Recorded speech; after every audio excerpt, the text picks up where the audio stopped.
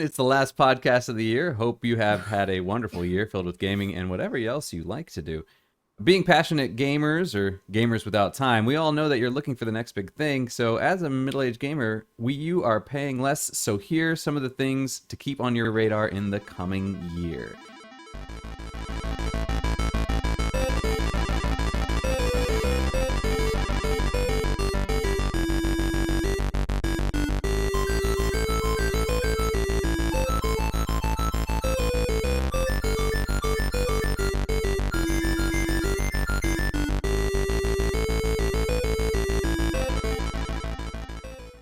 All right, well, if you're watching the screen, you know that it's already popped up. I'm going to pick LEGO Star Wars: The Skywalker Saga. Really, what I was thinking, my big games for this year are actually going to be Horizon Forbidden West and Forspoken. But seeing as I've talked about those before, I decided to talk about something new. So, LEGO Star Wars: Skywalker Saga. It's developed by Traveler's Tales. It's published by Warner Brothers Interactive Entertainment, and it doesn't have an official release date yet. It's just listed as early 2022. Now, it was supposed to come out last year in 2021, but it didn't. And so, yeah, some people were speculating, is it even going to come out? And it looks like it will. So, if you've played previous Lego games, particularly the previous Lego Star Wars games, you basically know exactly what to expect here. Now, I've pretty much, the one Lego game that I played was Marvel Heroes, Marvel Superheroes. And I really enjoyed it. It was really, really good. But from what I've heard, some of the Lego games can be kind of hit or miss, and that was one of the better ones. So maybe I got lucky and picked a good one.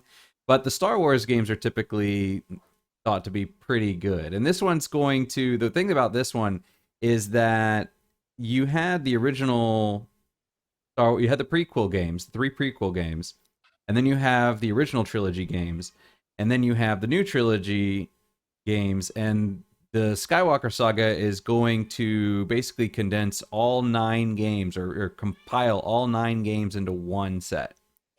So you're going to be covering all 9 movies from the very beginning, Phantom Menace, all the way up to what was it, Rise of Skywalker, and everything in between. So there's going to be plenty of stuff to be going on here. For me, I really the parts I enjoy the most are just the ships. I really enjoy just flying around in, Millennium Falcon, B-Wings, X-Wings.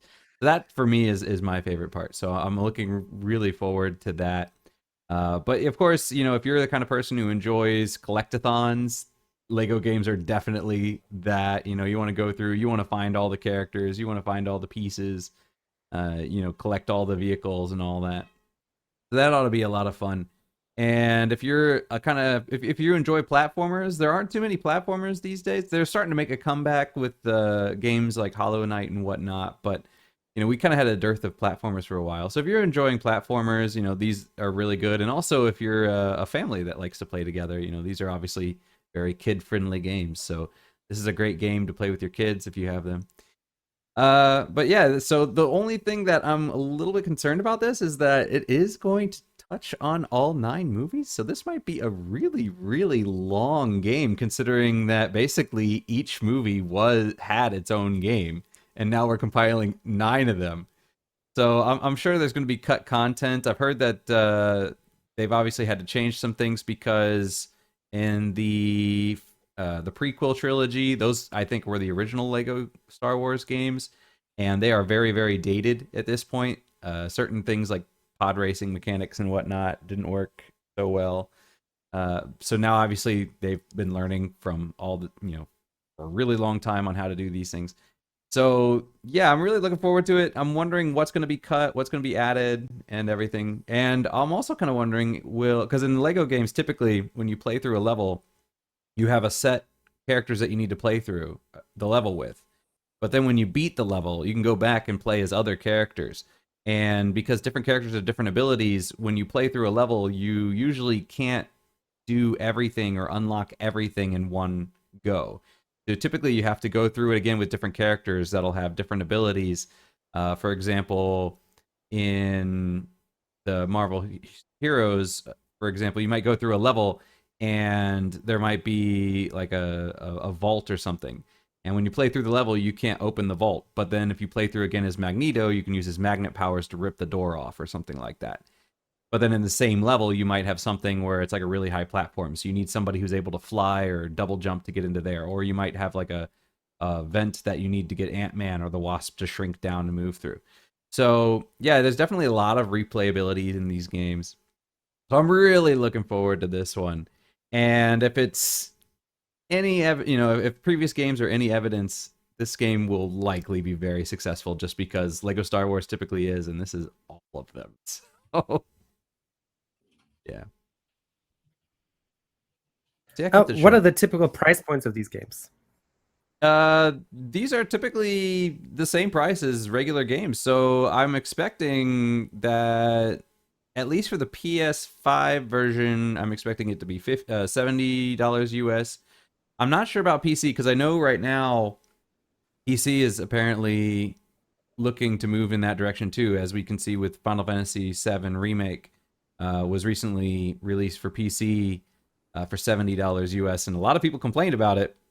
So Square took the price down, but kept the price the same. You just couldn't see it anymore.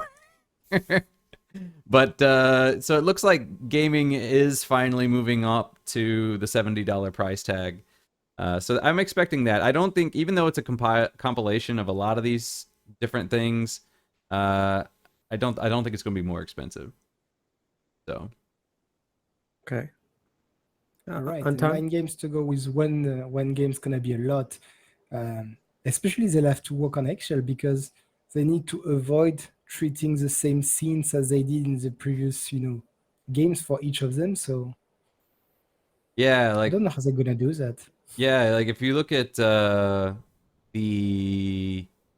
they recently released on Steam a while back. I picked it up for super cheap. It was like I think 99 NT, which is about $3 US. And they had the Star Wars collection, which had all three prequel games and all three of the original trilogy games.